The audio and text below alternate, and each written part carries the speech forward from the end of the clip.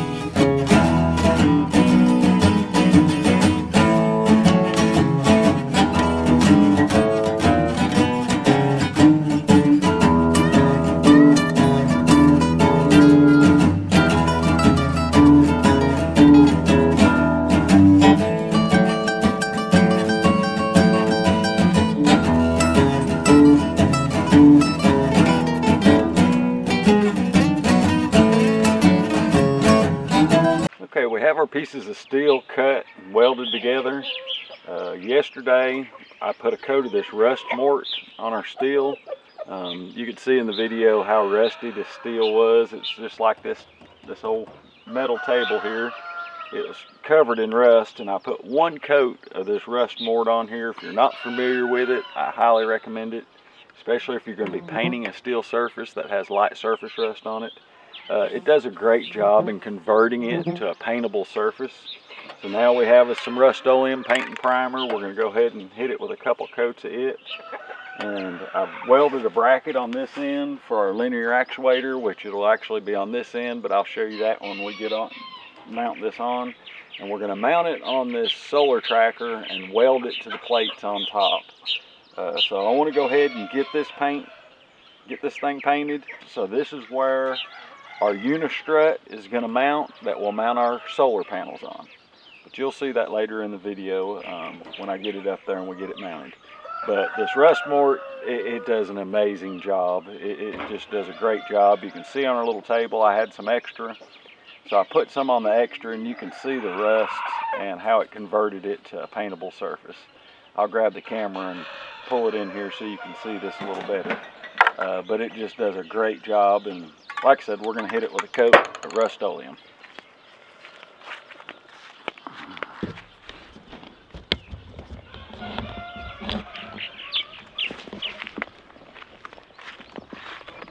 But you can see the difference, the rust, and then where the rust mort was.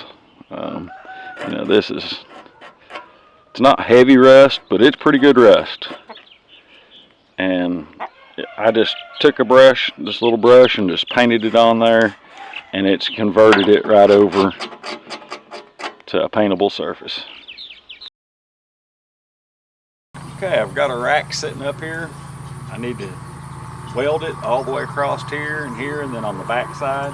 This is our pivot point. Same with the other end. You can see I've got it clamped on. I have it clamped on right here. I made center marks on our rack, and then center marks on our clamp here, so I have them lined up. So I've got the rack centered to the bracket. These are the pivot brackets. This is where this pivots. Now I did tack weld that end down there, so that way it doesn't pivot on me while I'm welding this. And then when I get done welding it, I'll just take a grinder and grind that tack weld off. These things pivot real easy, they spin real easy, so I didn't want this thing spinning while I was trying to weld it. But I'm going to go ahead and fire the welder up and get this thing welded.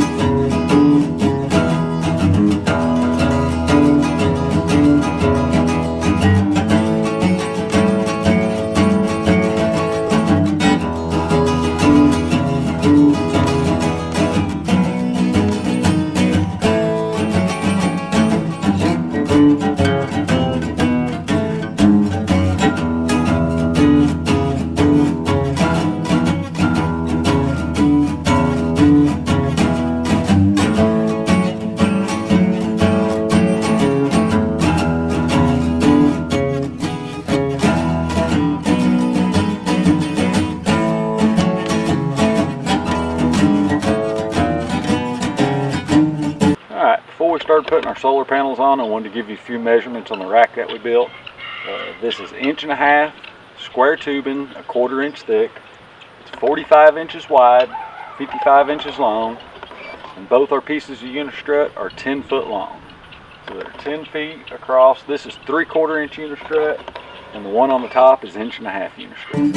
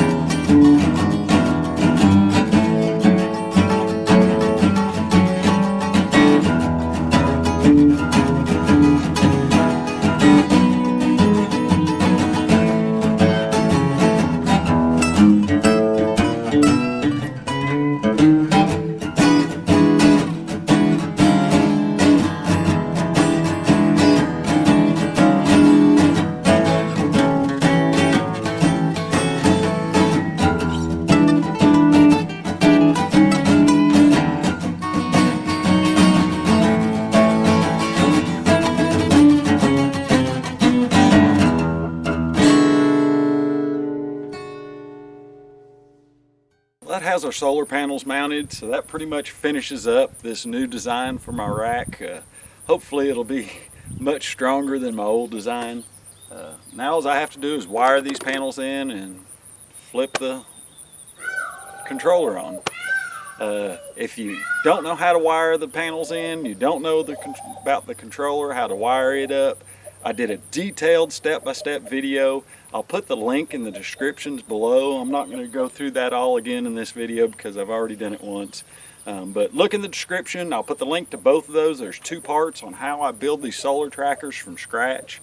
And basically for around $100 to $150 is what I build them for. So if you have any questions or comments on my new design on my stronger rack, please leave it below. And as always, thanks for watching.